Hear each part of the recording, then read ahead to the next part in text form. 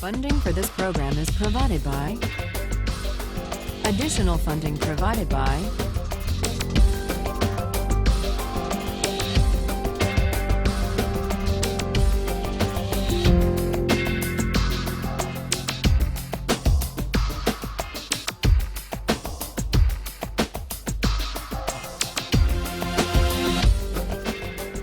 Last time, we were discussing the distinction that Rawls draws between two different types of claims. Claims of moral desert on the one hand, and of entitlements to legitimate expectations on the other. Rawls argued that it's a mistake to think that distributive justice is a matter of moral desert, a matter of rewarding people according to their virtue. Today we're going to explore that question of moral desert and its relation to distributive justice, not in connection with income and wealth, but in its connection with opportunities, with hiring decisions and admission standards. And so we turn to the case of affirmative action.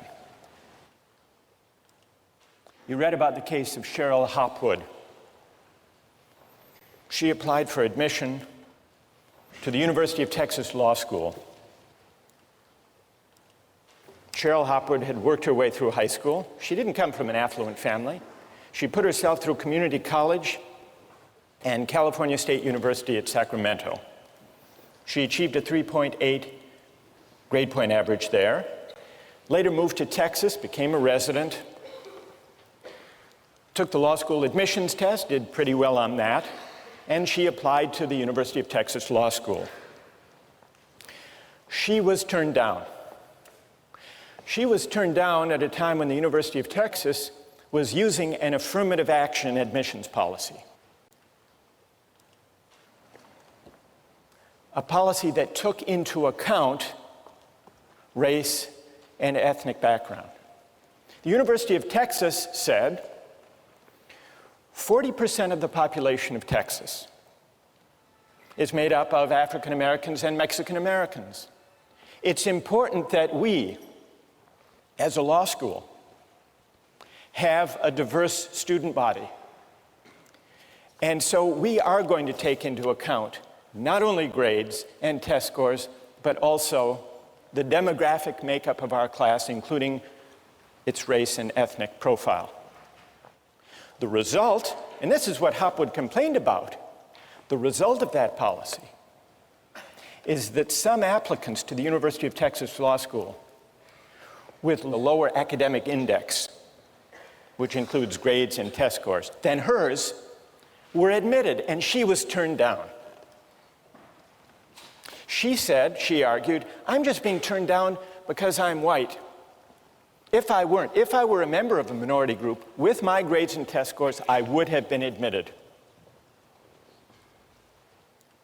And the statistics, the admissions statistics that came out in the trial confirmed that African American and Mexican American applicants that year who had her grades and test scores were admitted. It went to federal court. Now, put aside the law, let's consider it from the standpoint of justice and morality. Is it fair or is it unfair? Does Cheryl Hopwood have a case, a legitimate complaint? Were her rights violated by the admissions policy of the law school? How many would rule for the law school and say that it was just to consider race and ethnicity as a factor in admissions? How many would rule for Cheryl Hopwood and say her rights were violated? So here we have a pretty even split. All right, now I want to hear from a defender of Cheryl Hopwood. Yes? You're basing something on that's an arbitrary factor. You know, Cheryl couldn't control the fact that she was white or not in a minority. And therefore, you know, it's not as if it was like a test score that she worked hard to try and show that she could, you know, put that out there, you know, that she had no control over her race. Good. And what's your name? Bree? Okay, Bree, stay right there. Now let's find someone who has an answer for Bree. Yes.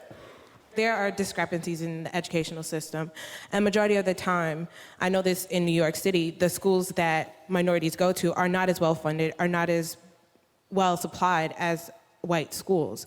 And so there is going to be a discrepancy naturally between minorities and between whites if they go to better schools, and they will not do as well on exams because they haven't had as much help because of a worse school system. So let me just interrupt you to tell me your name. Anisha. Anisha. Anisha, you're pointing out that minority kids may have gone, in some cases, to schools that didn't give them the same educational opportunity as kids from affluent families. Yes. And so the test scores they got may actually not represent their true potential. Because they didn't receive the same kind of help that they might have received had they gone to a school with better funding. All right. Anisha has raised the point that colleges still should choose for the greatest academic scholarly promise, but in reading the test scores and grades, they should take into account the different meaning those tests and grades have in the light of educational disadvantage in the background. So that's one argument in defense of affirmative action, Anisha's argument, correcting for the effects of unequal preparation, educational disadvantage. Now, there are other arguments.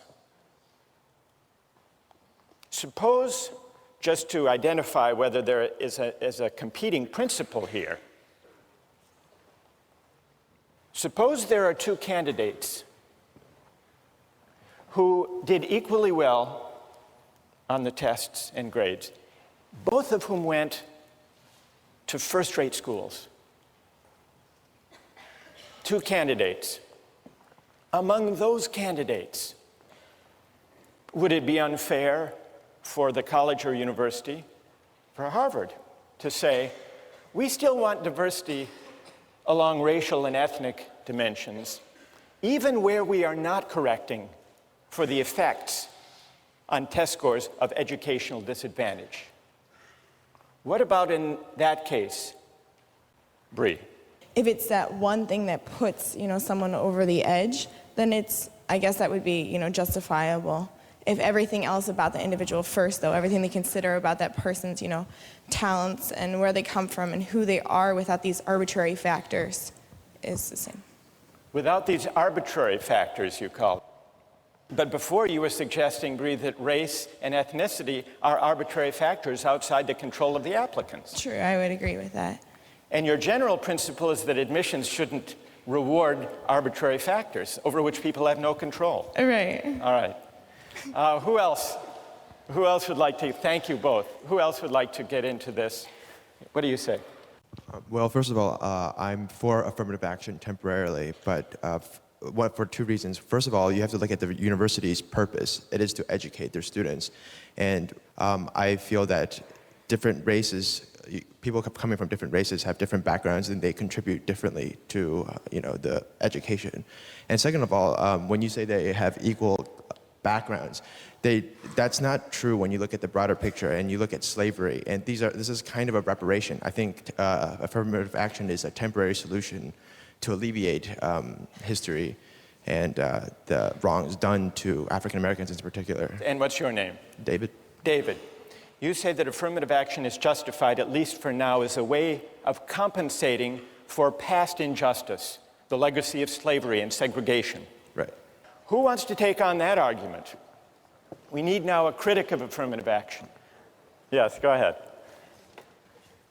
I think that what happened in the past has no bearing on what happens today, and I think that discriminating based on race should always be wrong, whether you're discriminating against one group or another. Just because our ancestors did something doesn't mean that that should have any effect on what happens with us today. All right, good. I'm sorry, your name is? Kate? Kate. All right, who has an answer for Kate? Yes. I just wanted to comment and say that Tell us your name. my name is Mansour.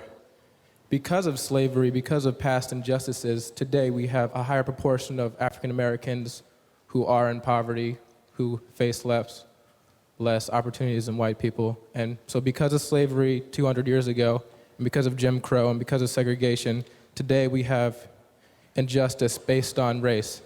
Kate? I think that there are differences, obviously, but the way to fix those differences is not by some artificial fixing of the result. You need to fix the problem. So we need to address differences in education and differences in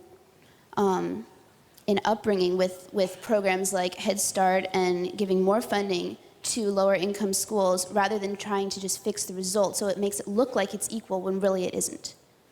Yes.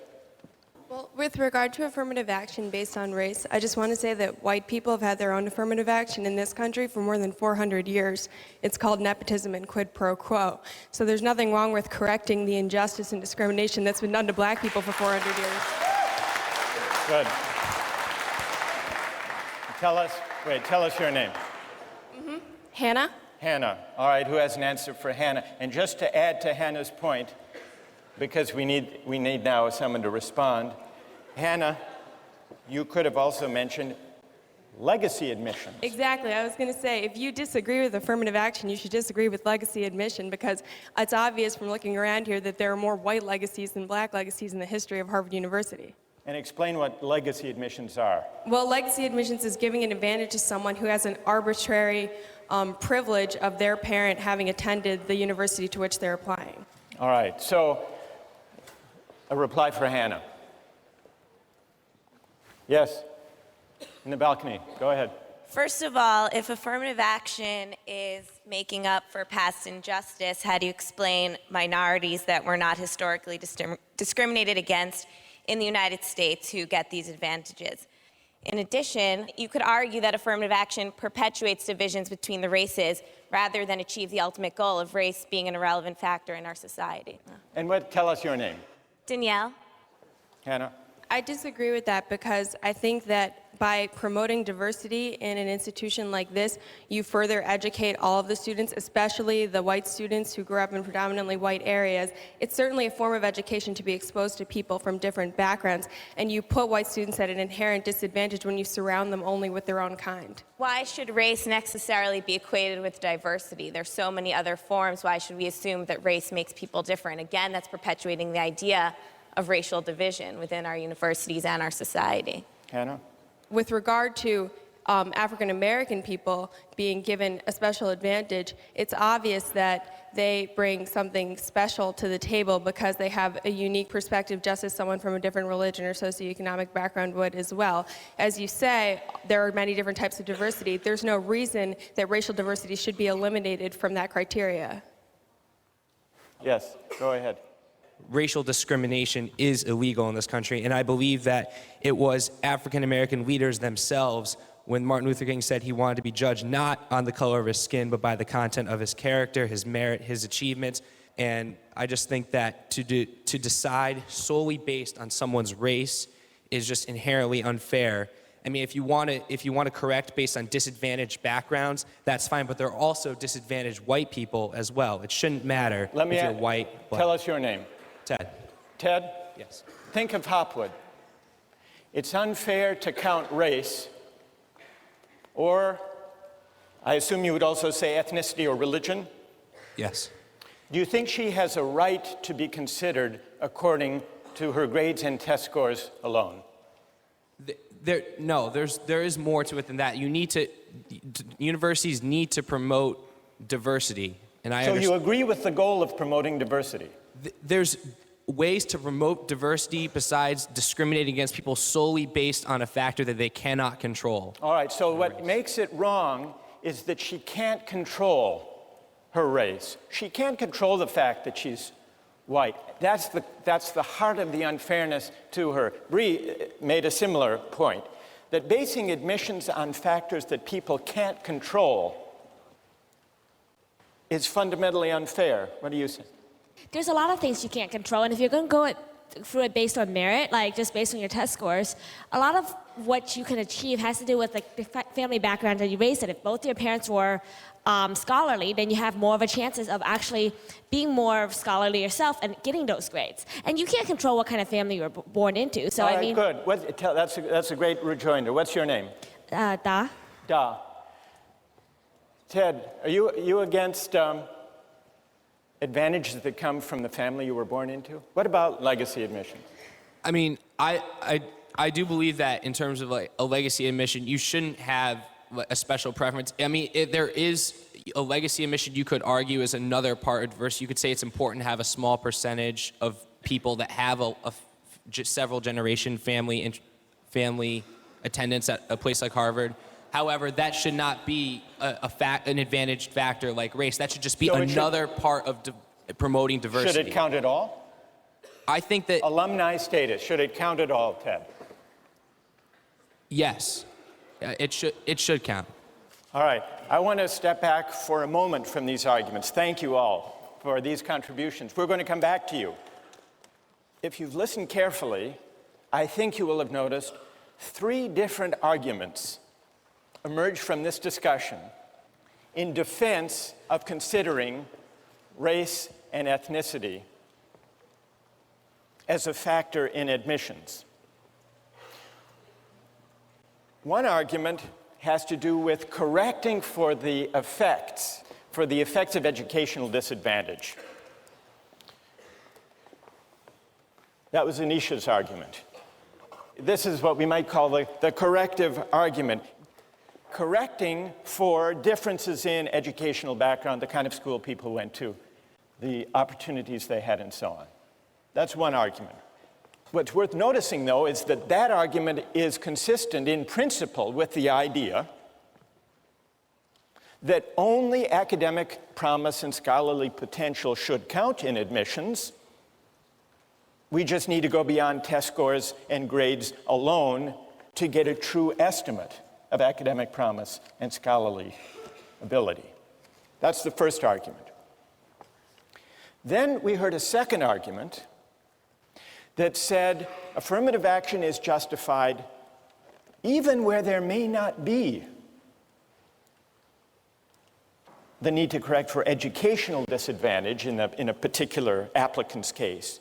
It's justified as a way of compensating for past wrongs, for historic injustices.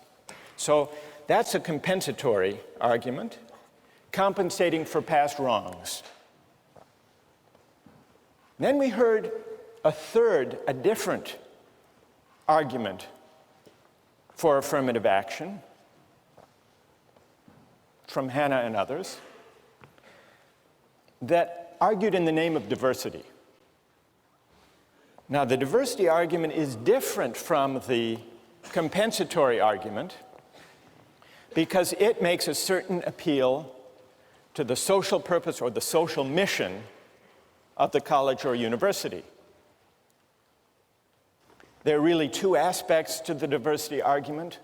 One says it's important to have a diverse student body for the sake of the educational experience for everyone. Hannah made that point. And the other talks about the wider society. This was the argument made by the University of Texas in the Hopwood case. We need to train lawyers and judges and leaders, public officials, who will contribute to the strength, the civic strength of the state of Texas and the country as a whole. So there are 2 different aspects to the diversity argument, but both are arguments in the name of the social purpose or the social mission or the common good served by the institution. Well, what about the force of these arguments? We've also heard objections to these arguments. The most powerful objection to the compensatory argument is it fair to ask Cheryl Hopwood today to make the sacrifice, to pay the compensation for an injustice that was admittedly committed and was egregious in the past, but in which she was not implicated. Is that fair? So that's an important objection to the compensatory argument.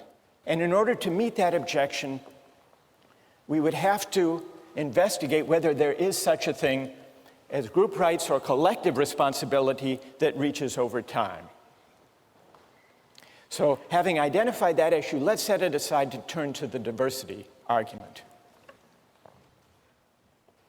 The diversity argument doesn't have to worry about that question, about collective responsibility for past wrongs, because it says, for reasons Hannah and others pointed out, that the common good is served, is advanced, if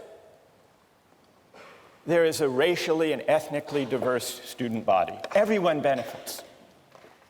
And this indeed was the argument that Harvard made when it filed a friend of the court brief to the Supreme Court in the 1978 case, affirmative action case, the Bakke case.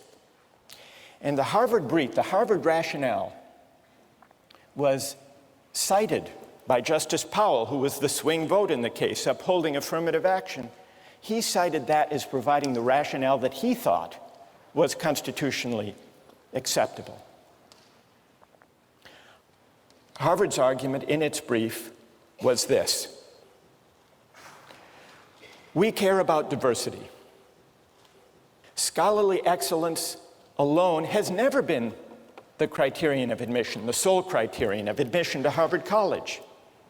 15 years ago, diversity meant students from California and New York and Massachusetts, city dwellers and farm boys, violinists, painters and football players, biologists, historians, and classicists. The only difference now, Harvard argued, is that we're adding racial and ethnic status to this long list of diversity considerations. When reviewing the large number of candidates able to do well in our classes, Harvard wrote, race may count as a plus just as coming from Iowa may count, or being a good middle linebacker, or pianist. A farm boy from Idaho can bring something to Harvard College that a Bostonian cannot offer. Similarly, a black student can usually bring something a white student cannot offer. The quality of the educational experience of all students depends in part on these differences in the background and outlook that students bring with them. That was Harvard's argument. Now, what about the diversity argument? Is it persuasive? If it's to be persuasive, it has to meet one very powerful objection that we've heard voiced here by Ted, by Bree. Unless you're a utilitarian, you believe that individual rights can't be violated. And so the question is there an individual right that is violated? Is Cheryl Hopwood's right violated if she is used, so to speak, denied admission for the sake of the common good and the social mission that the University of Texas Law School has defined for itself? Does she have a right? Don't we deserve to be considered according to our excellences, our achievements, our accomplishments, our hard work? Isn't that the right at stake? Now, we've already heard an answer to that argument. No, she doesn't have a right. Nobody deserves to be admitted. Notice how this gets us back to the issue of desert versus entitlement. They're arguing there is no individual right that Hopwood has. She doesn't deserve to be admitted according to any particular set of criteria that she believes to be important, including criteria that have only to do with her efforts and achievements. Why not? I think implicit in this argument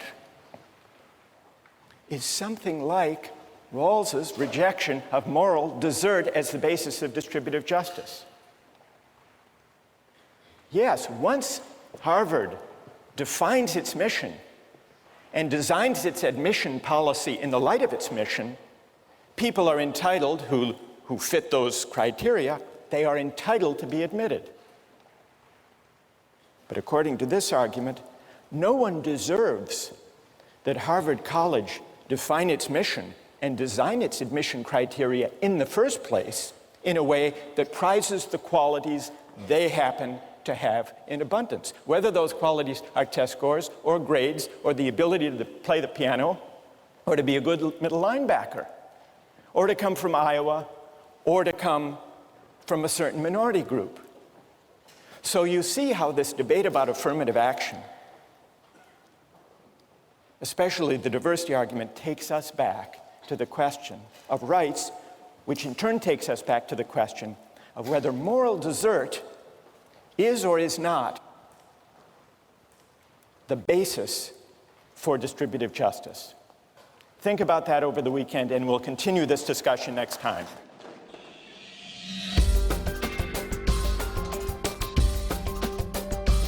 Suppose we're distributing flutes.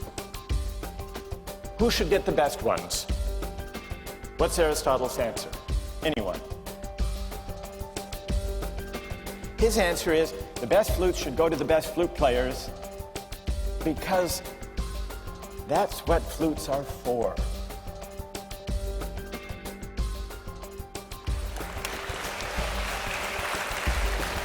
When we ended last time, we were considering arguments for and against affirmative action, counting race as a factor in admissions.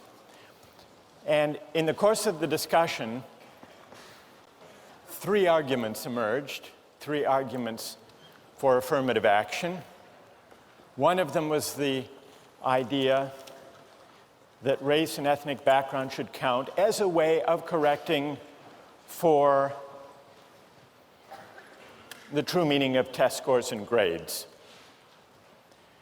getting a more accurate measure of the academic potential those scores, those numbers represent. Second was what we called the compensatory argument, the idea of righting past wrongs, past injustice. And the third was the diversity argument. And when Cheryl Hopwood in the 1990s challenged the University of Texas Law School's affirmative action program in the federal courts, the University of Texas made another version of the diversity argument, saying that the broader social purpose, the social mission of the University of Texas Law School is to produce leaders in the legal community, in the political community, among judges, lawyers, legislators, and therefore it's important that we produce leaders who reflect the background and the experience and the ethnic and the racial composition of the state of Texas. It's important for serving our wider social mission. That was the University of Texas Law School's argument. And then we considered an objection to the diversity argument, which after all is an argument in the name of the social mission, the common good. We saw that Rawls does not simply believe that arguments of the common good or the general welfare should prevail if individual rights must be violated in the course of promoting the common good. You remember that was the question, the challenge to the diversity rationale that we were considering when we finished last time. And we began to discuss the question, well, what right might be at stake?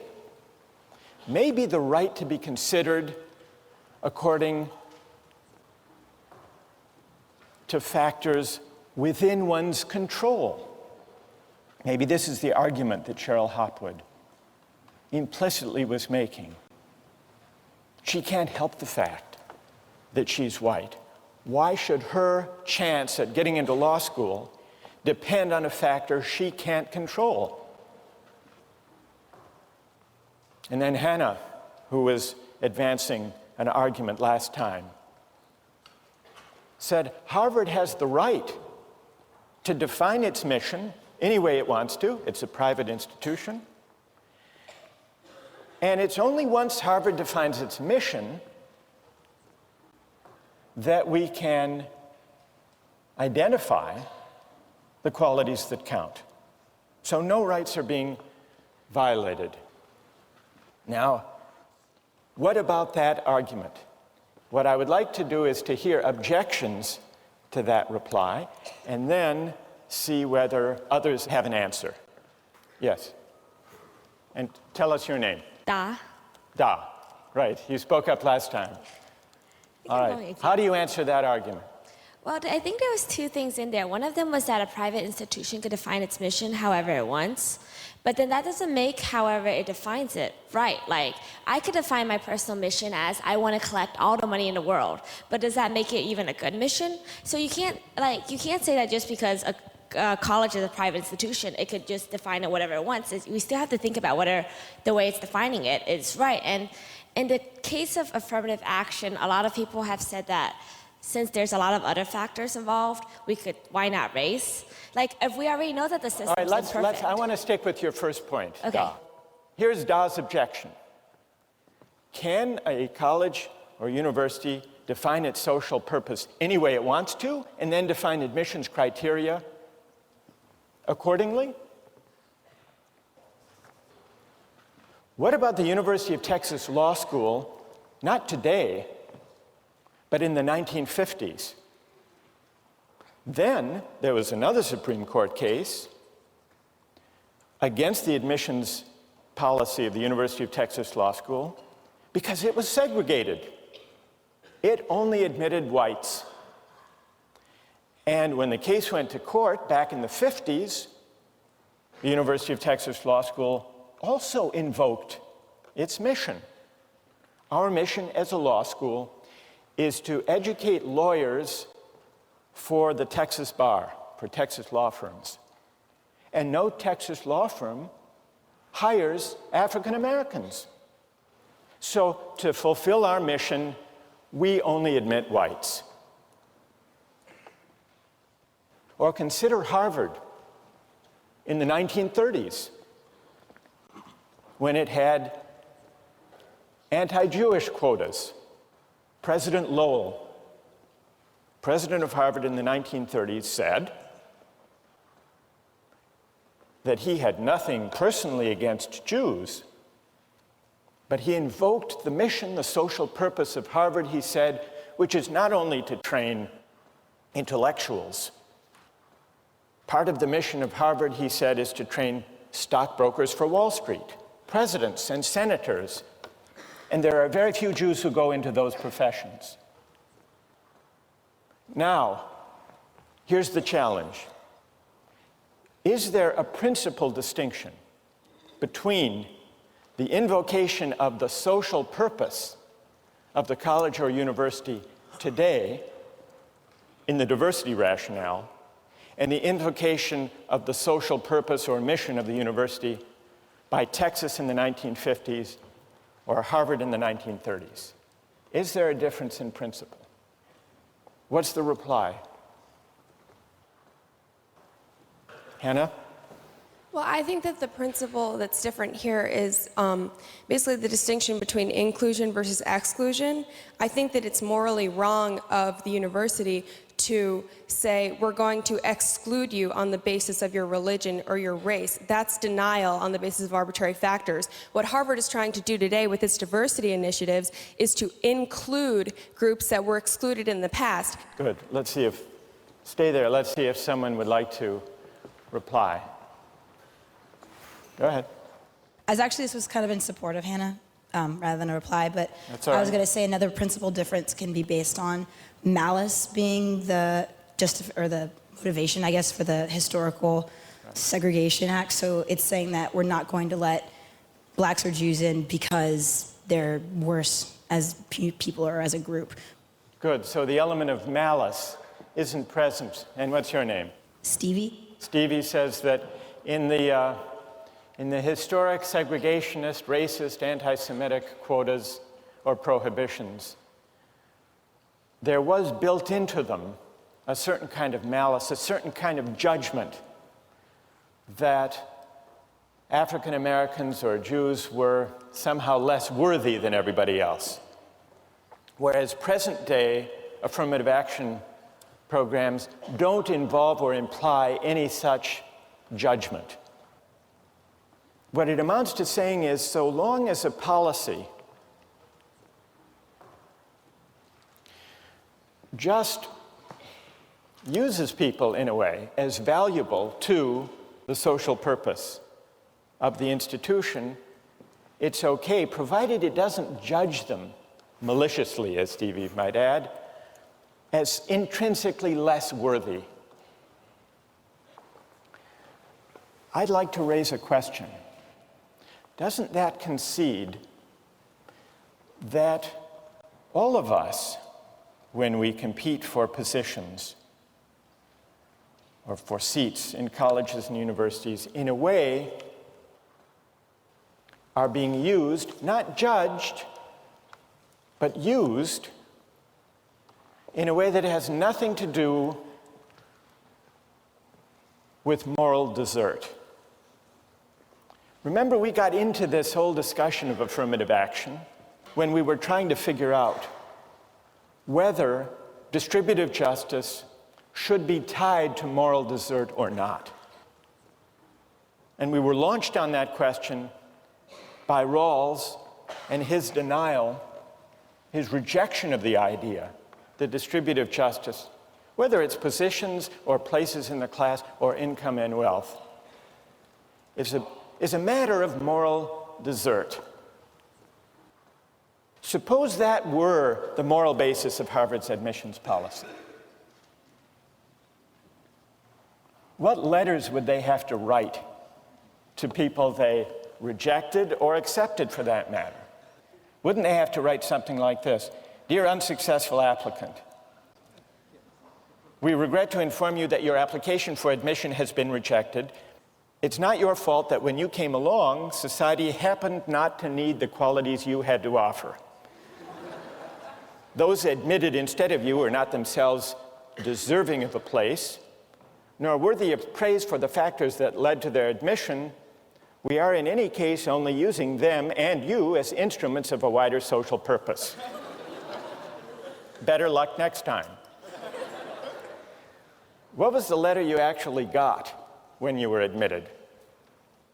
Perhaps it should have read something like this. Dear successful applicant, we are pleased to inform you that your application for admission has been accepted. It turns out, lucky for you, that you have the traits that society needs at the moment, so we propose to exploit your assets for society's advantage. You are to be congratulated, not in the sense that you deserve credit for having the qualities that led to your admission, but only in the sense that the winner of a lottery is to be congratulated, and if you choose to accept our offer, you will ultimately be entitled to the benefits that attach to being used in this way. We look forward to seeing you in the fall. Now, there is something a little odd, morally odd, if it's true that those letters do reflect the theory, the philosophy underlying the policy. So here's the question they pose. And it's a question that takes us back to a big issue in political philosophy. Is it possible, and is it desirable, to detach questions of distributive justice from questions of moral desert and questions of virtue? In many ways, this is an issue that separates modern political philosophy from ancient political thought. What's at stake in the question of whether we can put desert, moral desert aside? It seemed when we were reading Rawls that the incentive, the reason he had for detaching distributive justice from moral desert was an egalitarian one. That if we set desert to one side, there's greater scope for the exercise of egalitarian considerations. The veil of ignorance, the two principles, the difference principle, helping the least well off, redistribution and all that. But what's interesting is if you look at a range of thinkers we've been considering, there does seem to be a reason they want to detach justice from desert that goes well beyond any concern for equality. Libertarian rights-oriented theorists of the kind we've been studying, as well as egalitarian rights-oriented theorists, including Rawls, and for that matter also including Kant, all agree, despite their disagreements over distributive justice and the welfare state and all of that, they all agree that justice is not a matter of rewarding or honoring virtue or moral desert. Now, why do they all think that? It can't just be for egalitarian reasons. Not all of them are egalitarians. This gets us to the big philosophical question we have to try to sort out. Somehow they think tying justice to moral merit or virtue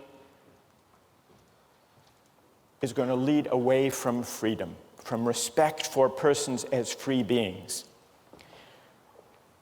Well, in order to see what they consider to be at stake, and in order to assess their shared assumption, we need to turn to a thinker, to a philosopher, who disagrees with them, who explicitly ties justice to honoring virtue and merit and moral desert. And that thinker is Aristotle. Now, in many ways, Aristotle's idea of justice is intuitively very powerful. In some ways, it's strange. I want to bring out both its power, its plausibility, and its strangeness so that we can see what's at stake in this whole debate about justice and whether it's tied to desert and virtue. So, what is Aristotle's answer to the question about justice? For Aristotle, justice is a matter of giving people what they deserve, giving people their due. It's a matter of figuring out the proper fit between persons with their virtues and their appropriate social roles.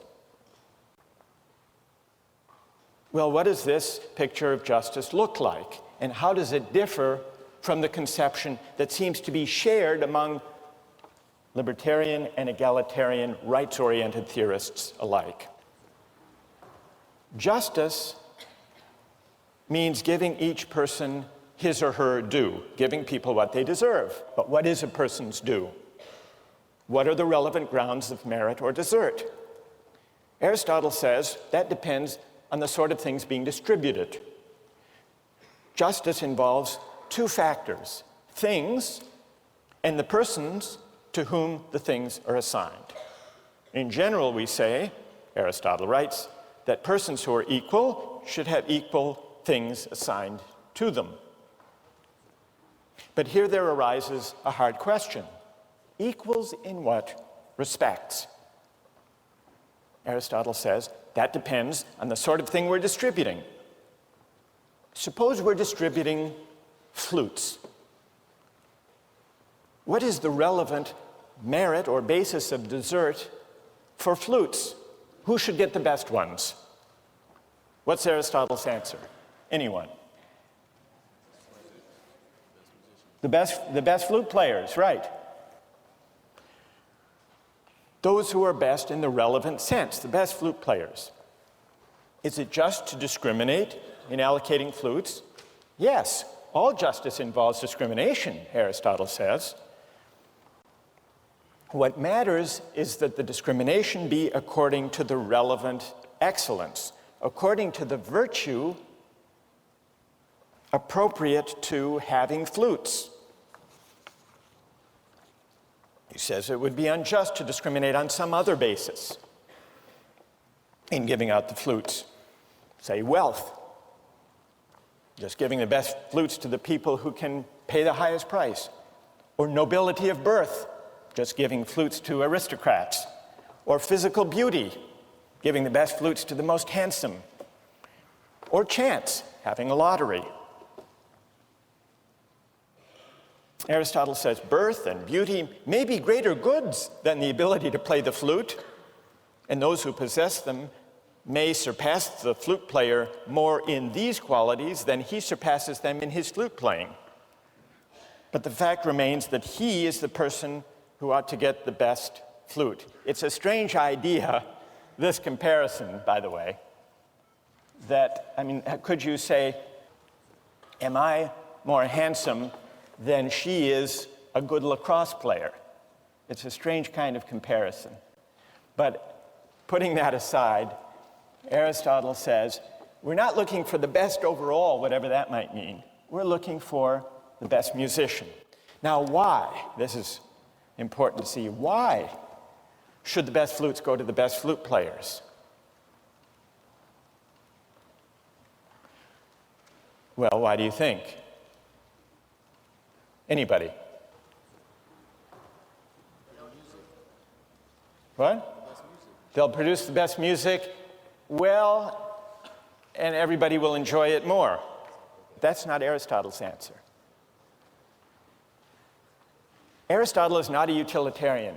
He's not just saying that way there will be better music and everyone will enjoy it, everyone will be better off. His answer is the best flutes should go to the best flute players because that's what flutes are for. To be played well. The purpose of flute playing, the purpose is to produce excellent music. And those who can best perfect that purpose ought properly to have the best ones. Now, it may also be true as a welcome side effect that everyone will enjoy listening to that music. So that answer is true enough as far as it goes, but it's important to see that Aristotle's reason is not a utilitarian reason. It's a reason that looks, here's where you might think it's a little bit strange. It looks to the purpose, the point, the goal of flute playing. Another way of describing this, looking to the goal to determine the just allocation. The Greek for goal or end was telos. So Aristotle says you have to consider the point, the end, the goal, the telos of the thing, in this case of flute playing. And that's how you define a just allocation, a just discrimination. So this idea of reasoning from the goal, from the telos, is called teleological reasoning, teleological moral reasoning. And that's Aristotle's way, reasoning from the goal, from the end. Now, this may seem, as I said, a strange idea, that we're supposed to reason from the purpose, but it does have a certain intuitive plausibility. Consider the allocation, let's say at Harvard, of the best tennis courts or squash courts. How should they be allocated? Who should have priority in playing on the best courts? Well, you might say those who can best afford them, set up a fee system, charge money for them. Aristotle would say no. You might say, well, Harvard big shots, the most influential people at Harvard, who would they be? The senior faculty should have priority in playing on the best tennis courts. No, Aristotle would reject that. Some scientist may be a greater scientist than some varsity tennis player is a tennis player, but still the tennis player is the one who should have priority for the best, playing on the best tennis court. There is a certain intuitive plausibility to this idea. Now, one of the things that makes it strange is that in Aristotle's world, in the ancient world, it wasn't only social practices that were governed, in Aristotle's view, by teleological reasoning and teleological explanation. All of nature was understood to be a meaningful order, and what it meant to understand nature, to grasp nature, to find our place within nature, was to inquire into and read out the purposes or the telos of nature. And with the advent of modern science, it's been difficult to think of the world that way, and so it makes it harder, perhaps, to think of justice in a teleological way. But there is a certain naturalness to thinking about even the natural world as teleologically ordered, as a purposive whole. In fact, children have to be educated out of this way of looking at the world. I realized this when my kids were very young and I was reading them a book, Winnie the Pooh. And Winnie the Pooh gives you a great idea of how there is a certain natural, childlike way of looking at the world in a teleological way. You may remember a story of Winnie the Pooh walking in the forest one day. He came to a place in the forest, and from the top of a tree there came a loud buzzing noise. Winnie the Pooh sat at the foot of the tree, put his head between his paws, and began to think. Here's what he said to himself. That buzzing noise means something. You don't get a buzzing noise like that, just buzzing and buzzing, without its meaning something. If there's a buzzing noise, somebody's making a buzzing noise. And the only reason for making a buzzing noise that I know of is because you're a bee. Then he thought for another long time and said, and the only reason for being a bee that I know of is making honey. And then he got up and he said, and the only reason for making honey is so I can eat it. So he began to climb the tree. This is an example of teleological reasoning. It isn't so implausible after all. Now, we grow up and we're talked out of this way of thinking about the world. But here's the question. Even if teleological explanations don't fit with modern science, even if we've outgrown them in understanding nature, isn't there something still intuitively and morally plausible, even powerful, about Aristotle's idea that the only way to think about justice is to reason from the purpose, the goal, the telos of the social practice? And isn't that precisely what we were doing when we were disagreeing about affirmative action? You could almost recast that disagreement as one about what the proper, appropriate purpose or end of a university education consists in. Reasoning from the purpose or from the telos or from the end, Aristotle says that's indispensable to thinking about justice. Is he right? Think about that question as you turn to Aristotle's Politics.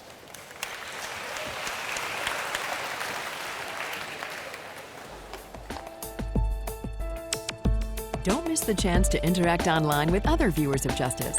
Join the conversation, take a pop quiz, watch lectures you've missed, and learn a lot more. Visit justiceharvard.org. It's the right thing to do.